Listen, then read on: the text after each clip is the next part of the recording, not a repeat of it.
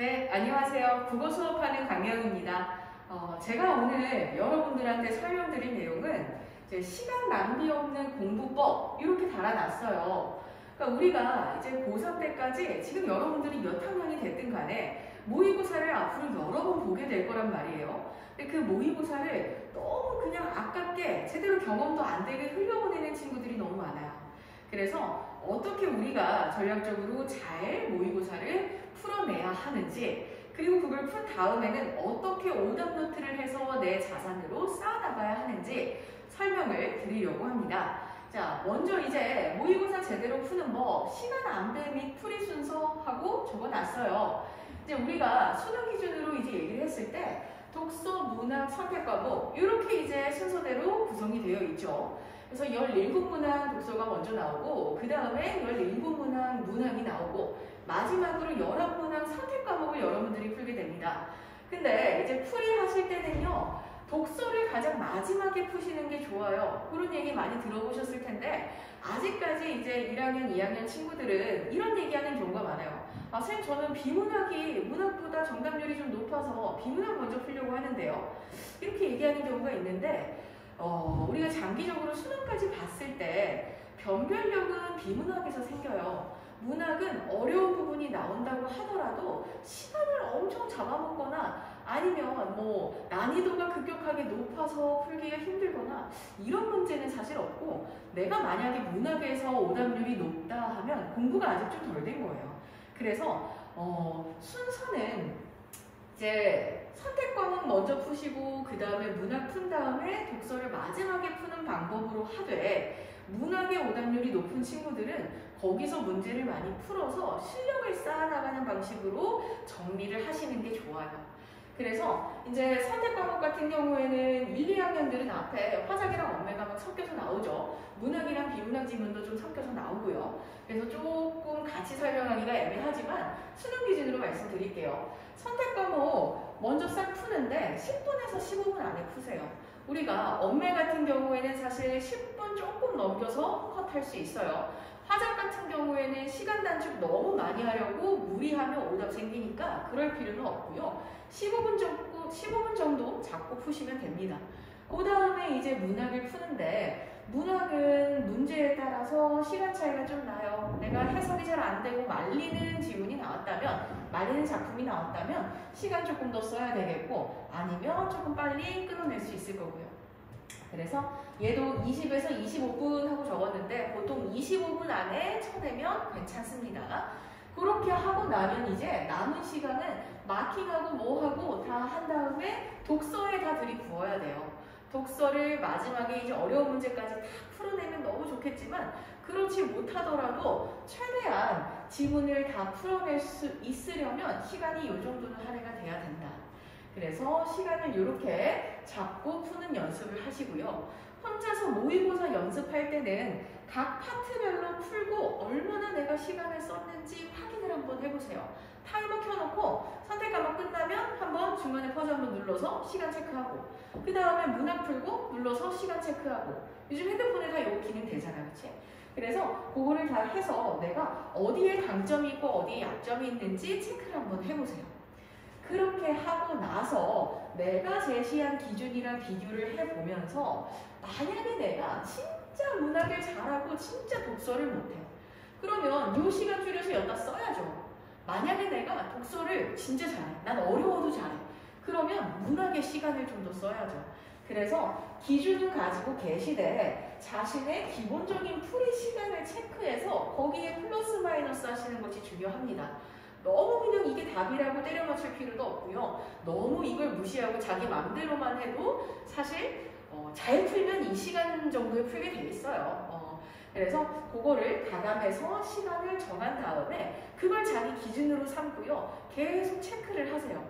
아, 내가 이번에는 비문학에서 독서에서 시간이 오버됐네? 어디서 그랬지? 아, 이 문제에서 그랬네? 그러면 내가 이 지문에서 시간이 오버된 이유는 뭐지? 아, 이 문단 독해 안 돼서 그렇구나. 이 문단 독해 왜 안 됐지? 아, 내가 예시 정보 처리를 못했구나. 이렇게 원인을 제대로 체크할 수 있어야 돼. 그래야 실력이 늘어요. 오케이? 자, 그 다음에 파트별로 요거는 내가 수능 기출 넣어놓은 건데 사실 잘 보이지는 않네요. 큰 의미는 없습니다. 말로 설명을 해드릴게요. 자, 우리가 문학에서 현대시부터 설명을 할 건데 현대시는 무엇보다 풀이 순서가 중요해. 현대시는 있잖아. 두 개, 세 개가 가나다 해가지고 같이 엮여서 나오잖아요. 모의고사를 진짜 안 풀어본 친구들이 실수하는 게 가나다 작품을 다 읽은 다음에 정직하게 문제 첫 번째부터 쭉 풀어나가는 거. 그러면 나도 헷갈려. 내가 뭐 이 표현법을 가에서 봤는지 나에서 봤는지 다에서 봤는지 헷갈려요. 기억이 안 나요. 그래서 어떻게 푸시냐면 첫째, 먼저 어떤 작품 출제됐는지 제목 한번 보세요. 왜냐면 내가 아는 작품 나왔으면 땡큐잖아. 제목 한번 싹 봐야겠죠. 제목 본 다음에는 어떻게 해야 돼? 그 다음에 보기를 좀 보세요. 이거 아는 친구들은 많이 이렇게 하고 계실 거야. 작품마다요 보기가 있어요. 그 보기를 보면 한 작품 또는 두 개의 작품에 거의 해석법을 다 제시를 해줬어. 그러니까 출제자들은 우리가 이 작품을 모른다는 걸 알아. 이 작품을 달달달 알고 있을 거라고 기대하지 않아요. 그래서 보기에 얘들아 이거 이렇게 푸는 거란다 하고 가이드를 제시를 해줘요. 근데 그 제시해준 가이드를 무시하고 처음부터 쭉 읽기 시작한다? 이거는 오만이야. 보기를 먼저 보시고 이 틀에 맞춰서 작품을 분석을 하십시오. 자, 만약에 보기에 가작품에 대한 내용이 나왔어. 그럼 어떻게 해야 돼? 가작품, 보기 읽고 가작품 먼저 분석 쫙 해. 분석한 다음에 어떻게 해? 보기에 가작품에 해당하는 선지 먼저 다 제껴. 맞는 거 거기서 답 나오면 땡큐죠. 시간 단축하세요. 만약에 답이 안 나왔어? 그러면 우선 제껴놓고 다른 작품 적용해서 계속 보는 거야. 오케이. 자, 그래서 가에 해당하는 거 보기 문제 풀었으면 또 나머지에도 가에 해당하는 선지들이 있겠죠. 그거를 하나씩 제껴가면서 푸세요. 다 풀고 나면 이제 어떻게 해요? 그때 나 작품을 보는 거야. 나 작품 분석하고 제끼려고 보니까 땡큐. 내가 이미 가에서 제껴놓은 것들이 있어. 그거는 여러분들이 확신을 가지고 공부했다면 다시 안 봐도 돼. 만약에 내가 아직 개념도 제대로 안 됐고 우왕좌왕해. 그러면 그거를 또 보게 되겠죠. 그러면 시간이 부족하겠죠. 그러면 뒤에서 시간이 말려서 점수가 안 나오겠죠. 그러지 않도록 기본기는 좀 잘 다져 놓으시고 확신을 가지고 선지를 제꼈으면 그거 다시 안 봐도 된다. 그리고 나머지 선지 중에서 나에 해당하는 거 체크해서 제껴서 답 내세요. 오케이. 자, 푸는 순서 제대로 이렇게 해야 돼. 이 푸는 순서를 익히는 게 더 어렵겠다. 이런 생각이 든다면 너무 게으른 거야. 이거를 모의고사 풀면서 한 번 하고 두 번 하고 그냥 성실하게 너네가 앞으로 풀게 될 모의고사에 다 적용해서 풀잖아? 그러면 체화가 돼요. 수능 때 가서 이걸 하려고 하지 마. 미리 연습을 해야 돼. 문제풀이, 일반 기출문제집 풀이 할 때도 이렇게 해야 돼. 오케이? 자, 작품 제목 보시고, 보기 보시고, 보기 작품 분석하시고, 그거에 해당하는 선지 다 제낀 다음에 다음 작품 본다. 오케이? 작품 보고, 문제 다 제끼고, 그 다음 작품 보고, 문제 다 제끼고. 이렇게 푸세요. 자, 그리고 시 분석 방식. 이거는 뭐 모의고사 풀기에만 적용되는 건 아니고, 모든 이제 공부에, 모든 시 공부에 다 적용되는, 공통적인 적용되는 내용이에요. 분석할 때, 내가 이제 보면 아직도 시를 깨끗하게 푸는 친구들이 있어. 그냥 뭐 눈으로만 봐도 다 알아봐. 그렇게 보시면 안 돼요. 그러면 쉬운 시는 풀고 안 쉬운 시는 다 틀려. 등락이 커. 체크를 하세요. 내가 접근하기 어려워 보이는 해석이 잘 안 되는 시라도 정서에 이거 긍정적인 뉘앙스인 것 같아, 이거 부정적인 시인 것 같아 하고 체크해놓고 보면 이게 대조적인 전개를 가지고 있는지 아니면 시상이 전환되는지 흐름을 볼 수가 있단 말이야. 꼭 체크를 하시고요. 그리고 읽다 보면 아주 특출나게 보이는 표현법들이 있어. 이거는 선생님 이거 저 문제 풀면서 안 보이는데요 하는 친구들은 문제 풀이량이 너무 부족한 거야. 연습하면서 계속 하다 보면 보여요. 그래서 표현법, 예를 들어서 너무 대놓고 음성상징어가 사용됐어. 너무 대놓고 색채어가 사용됐어. 감각 이미지 많이 썼네? 요거 대꾸법 사용됐네? 이런 것들은 물결 쳐서 미리 좀 체크해놓고 문제 풀 때 빨리 넘기세요. 오케이? 이게 현대시 끝. 간단하게 키포인트들만 볼게요. 자, 그 다음에 현대소설인데요. 얘도 풀이 순서는 똑같아. 첫째, 작품 제목 보세요. 내가 아는 작품이면 줄거리 한번 떠올려봐. 그 다음에 보기 읽어. 보기를 이게 내 경전이다 생각하고 꼼꼼하게 좀 읽으세요. 스르르 읽지 말고요. 특히 보기에서 작품하고 밀접한 관련이 있는 작품 제목 나오는 보기 있지? 그런 보기는 달달달 본 다음에 껴맞추면서 작품을 좀 읽어주면 좋겠어. 그 다음에 작품 읽을 때요, 앞부분 줄거리나 중간 부분, 중략 부분 줄거리 있지? 그런 거를 넘기고 안 읽는 친구들이 있다? 그러면 안 돼. 그거는 진짜 큰 힌트를 너네한테 던져줬는데 니네가 무시한 거야. 꼭 읽으세요. 꼼꼼하게. 그 다음에 똑같아. 보기 문제 풀고요. 그리고 풀다가 A, B, C, D 해서 대괄호 하고 구획 정해져 있는 문제들이 있어요. 이런 거는 읽으면서 좀 왔다 갔다 푸셔도 돼요. 오케이? 자, 그 다음에 소설 분석하는 방식. 네, 소설 읽으실 때 제일 중요한 거, 인물의 동그라미 좀 치세요. 내가 너네 머리 좋은 거 다 알아. 여러분들 머리 정말 좋으신 거 아는데 그래도 우리가 잠깐 하면 앞에 읽었던 거 가물가물 까먹어요.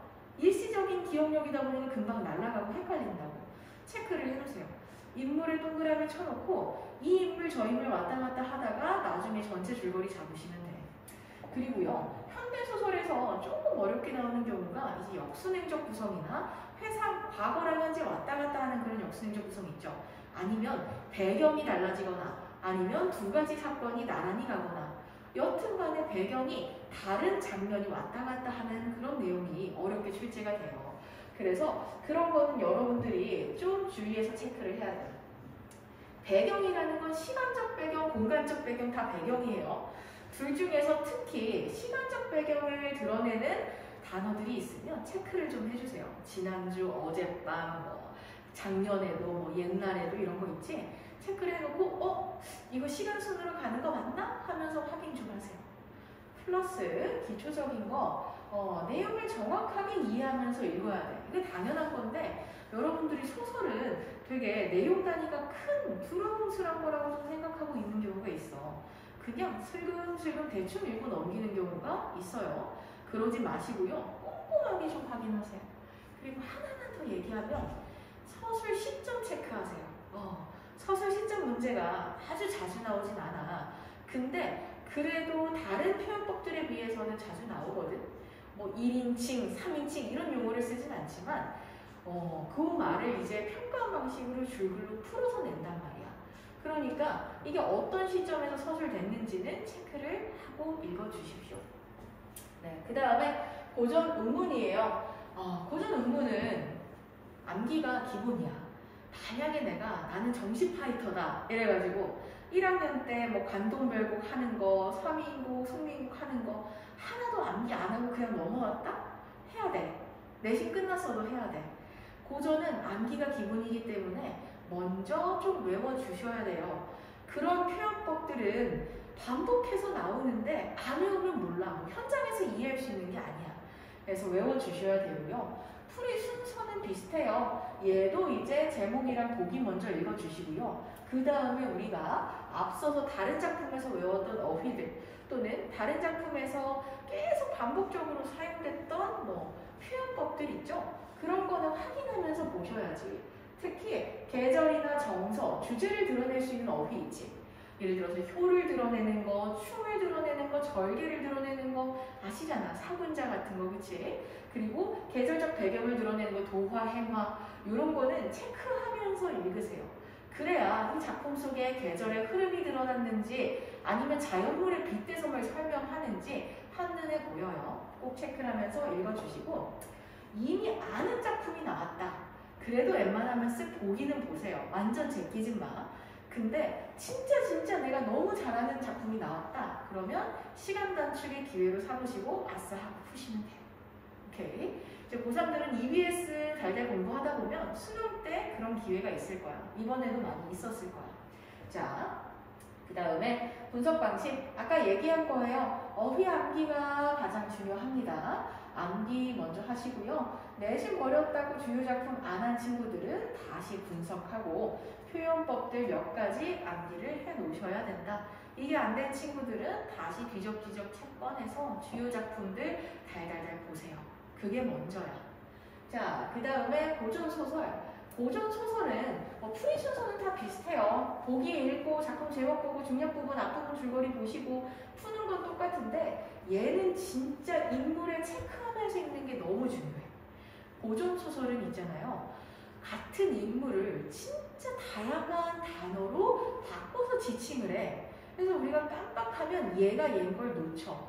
그러면 줄거리 산으로 가고 다 틀려. 시간도 다 잡아먹어. 그러지 마세요. 인물에 꼭 체크해. 누군지 모르겠어도 우선 다 체크해. 나중에 맞춰보더라도. 그래서 다 체크하면서 푸시고요. 이게 헷갈릴 수밖에 없는 이유가 고전소설 중에 남자 여자 모티브가 되게 많잖아. 그래서 얘를 남자라고 표현했다 나중에 여자라고 하는 경우도 있고, 얘의 관직명을 얘기했다가 얘의 본명을 얘기하는 경우도 있고 헷갈릴 수 있단 말이죠. 꼭 인물을 체크하면서 읽어주세요. 자, 나머지는 똑같습니다. 배경 변화 주의하시고요. 내용 잘 확인하셔라. 요즘은 소설에 조금 꼼꼼한 내용 이해를 물어보는 경향이 있으니까 내용 잘 체크하십시오. 자, 그 다음에 독서인데요. 독서는 먼저 제재별 차이점부터 이해를 하셨으면 좋겠어. 그냥 전반적으로 많이 틀린다 하는 친구들 말고 특별히 좀 한 파트에서 약하다 하는 친구들이 있을 거예요. 만약에 내가 어느 파트 잘 안 되는 것 같은데 어딘지 잘 모르겠어 하면 주제별로, 제재별로 되어 있는 기출문제집 사셔서 파트별로 나눠서 한번 풀어봐. 그래서 내가 유난히 안 되는 거 있으면 그거 위주로 좀 더 연습을 하세요. 자, 먼저 인문 철학은요. 애매한 교양어도 아니고 전문 용어도 아닌 함정들이 많아요. 추상적이고 관념적인 단어들이 많기 때문에 어휘를 제대로 익혀놓지 않으면 머릿속에 하나도 안 들어오거든. 그래서 여기서 오답이 많았잖아? 그러면 꼭 어휘를 확인을 하십시오. 그 다음에 법, 경제. 사실 법은 조금 덜한데요. 경제는 기본 개념을 어느 정도 이해하고 있지 않으면 풀기가 너무 좀 버거워요. 갈수록 그래요.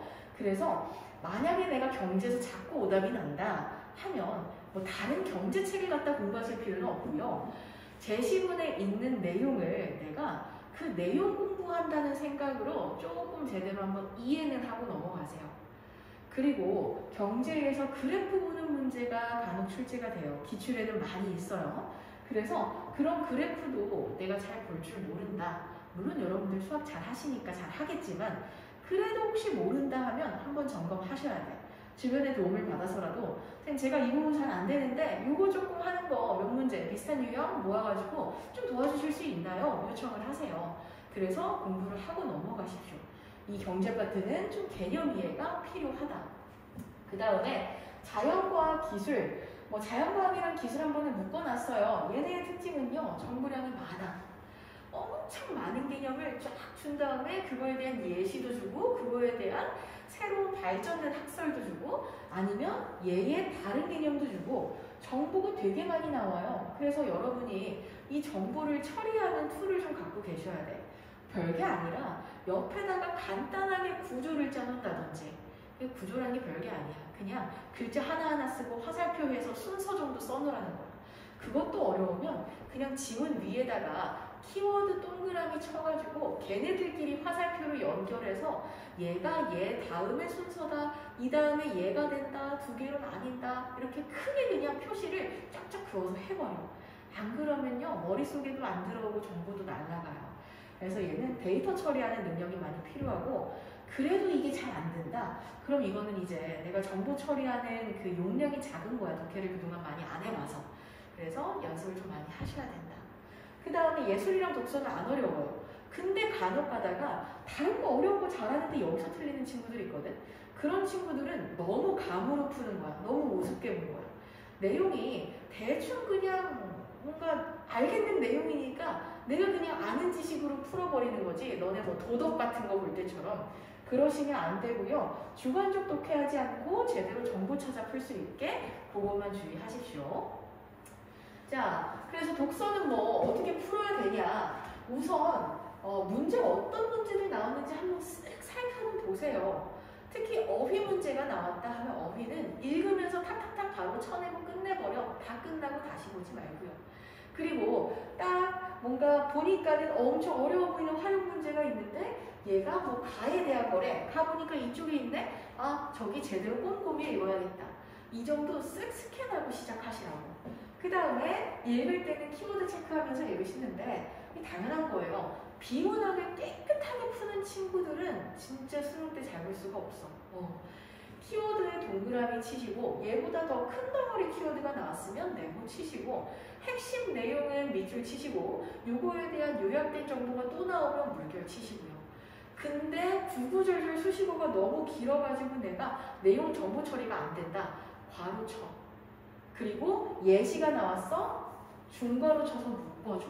알겠죠? 꼭 표시를 하면서 읽으세요.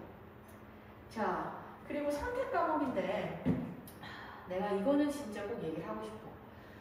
그 애매한 여러분들의 정시파이터라는 변명이 항상 저 문제가 돼요. 1학년 때 있잖아. 웬만하면 내신 문법 제대로 공부 좀 해놓으세요.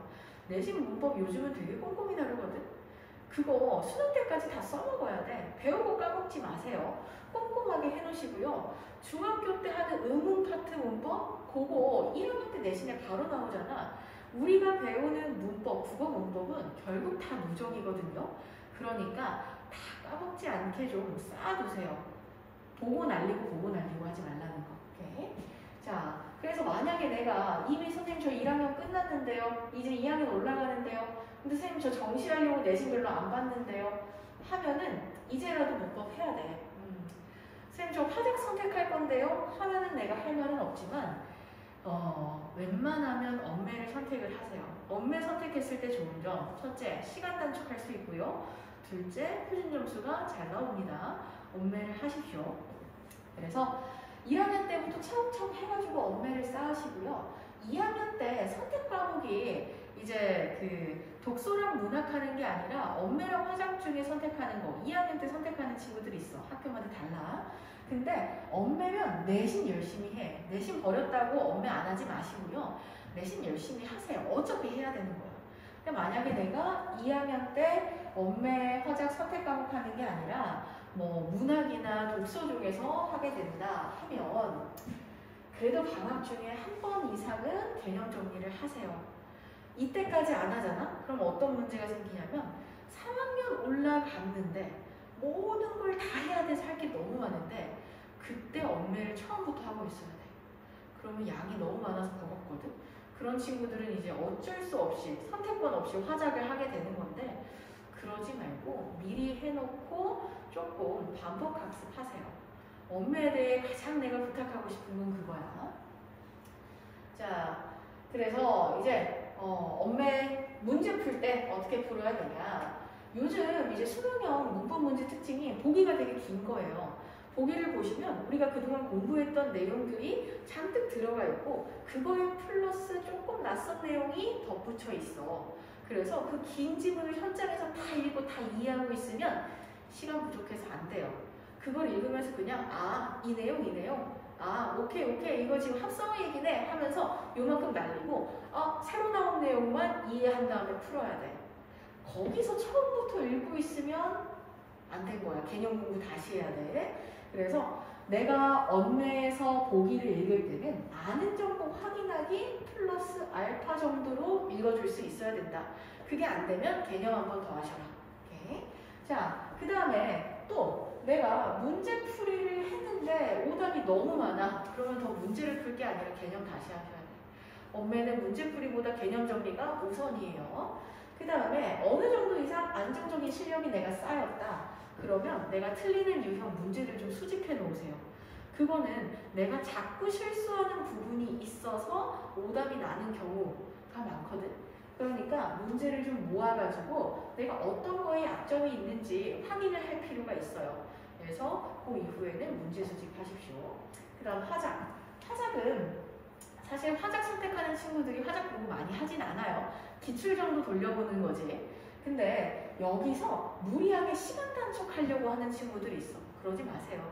화작은 공부해 갈 게 별로 없는 만큼 현장에서 까딱하면 틀리는 그런 과목이야.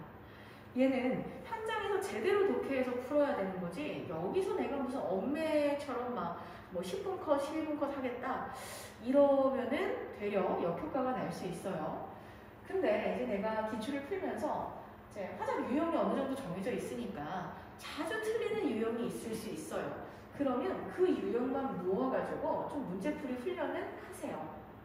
그리고 내가 모의고사에서 오답 난 거는 어떤 논리에서 틀렸는지 확인을 하고 가셔야 돼요. 근거는 다 찾아보고 가셔야 돼. 오케이. 자, 그래서 이런 지금 설명드린 풀이법은요. 내가 뭐 북마크 해놨다가 나중에 수능 때 봐야지 이러지 말고 지금 당장 내가 연습하는 문제부터 시작을 하세요. 이게 익숙해져야지 수능 때도 쓸 수 있는 거지. 이거 익숙해지지 않으면 수능 때 왔다 갔다 우왕좌왕하다가 시간 써. 익숙해지게 체화하십시오. 자, 그리고 요거 말고도 몇 가지 좀 팁을 드리자면요. 문제 풀 때 그런 거 있잖아. 모의고사 나눠주고 인쇄 제대로 됐는지 인쇄 상태 확인하세요 하잖아. 그때 어떤 작품 나왔나 사실 쓱 보는 거야. 쓱 보는데 여러분들은 이제 공부를 많이 했으면 아는 작품이 한두 개 남았을 수 있죠. 그리고 이제 수능 볼 때는 아는 작품이 꼭 있어야만 하지. 연계율이 지금 높은 상황이니까. 체감 연계율이.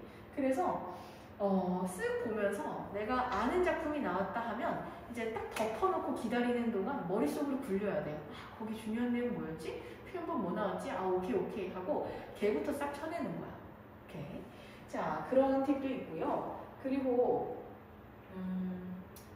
이건 별건 아닙니다만 나는 개인적으로 이 큰 시험지를 탈락하는 시간 진짜 낭비라고 생각하거든. 반 접어가지고 이렇게 왔다 갔다 하면서 푸세요. 뭔가 내 동작을 줄이는 것만으로 산만한 그 정신이 정리가 돼. 그래서 이거는 개인의 성향에 따라서 좀 하셔도 될 거고. 자, 그 다음에 오답 노트 방법 설명드릴게요. 자, 문학 오답은 이거 지금 뭐냐면요. 마더톤 문제집 해설지거든? 잘 안 보여요. 괜찮아. 해설지 뒷면 보시면 돼요. 작품 해설이 진짜 꼼꼼하게 다 돼 있어요. 근데 여러분들이 이거를 한 번을 안 펴봐. 답지만 보고 넘어가. 제발 그러지 마. 기출문제 풀 때 문학 오답은 내가 제대로 그 작품 한번 보고 넘어가셔야 돼요. 순서대로 말씀드릴게요. 자, 첫 번째. 우리 문제 풀 때 확신이 없는 선택지 있잖아. 그러니까 여러분들이 문제를 푸실 때도요. 1번 선지 X, 2번 선지 X, 3번 선지 세모, 4번 선지 X, 5번 선지 동그라미 해서 5번 답 하고 골랐다? 그래도 내가 세모 쳐놓은 3번 선지를 오답할 때 확인해야 된다는 얘기야. 그럼 이걸 확인하기 위해서 문제 풀 때 체크를 하셔야겠지? 체크하는 거 습관 들이세요. 그래서 내가 확신이 없는 선지는 체크해 놓으시고 맞았어도 오답 공부 좀 해야 돼. 이거를 만약에 조금 꼬아가지고 정답으로 냈으면 이 문제는 틀렸던 문제인 거야. 운 좋게 맞은 것 뿐이지. 그치? 그래서 오답을 하셔야 되고 문학은 선택지가 무엇 해서 무엇 했다. 이렇게 두 덩어리, 세 덩어리 나 있는 경우가 있죠. 내용이. 무슨 말인지 알겠지? 그래서 그 선지 쪽에서 앞부분은 맞는데 뒷부분이 틀렸네. 가 내용은 맞는데 나 내용이 틀렸네. 이렇게 정확하게 체크를 하면서 푸셔야 돼요. 그래야 내가 어디를 정확히 틀렸고 어디를 제대로 이해했는지 확인할 수가 있다. 자, 그 다음에 해설지의 작품 분석 꼭 좀 읽어보세요. 특히 고전 같은 경우에는 그게 다 쌓여. 그러니까 꼭 읽으면서 내가 공부를 해야 된다. 그래야 다음에 비슷한 작품 나왔을 때 풀 수가 있다. 그 다음에 모르는 어휘가 있어요? 당연히 확인하셔야 되고요. 만약에 내가 표현법 문제에서 오답이 자꾸 나와. 그러면 이건 기본 개념어 공부가 안 된 거거든. 옛날에 했던 개념책 다시 들춰서 다시 읽어. 그래야 돼. 뭔가를 놓친 거야. 오케이. 문학은 오답을 이렇게 해주시면 되겠고요. 그 다음에 독서인데 독서는 있잖아. 해설지를 제일 마지막에 보세요. 최대한 내가 찾아야 돼. 그래야 늘어. 자, 얘도 똑같이 확신이 없는 선택지는 맞았어도 오답하셔야 되고요. 그리고 너무 중요한 거. 2번. 정답의 근거를 제시문에서 찾아서 밑줄 친 다음에 문제 번호 적으세요. 자, 제시문이 있으면 내가 이 선지를 틀렸다?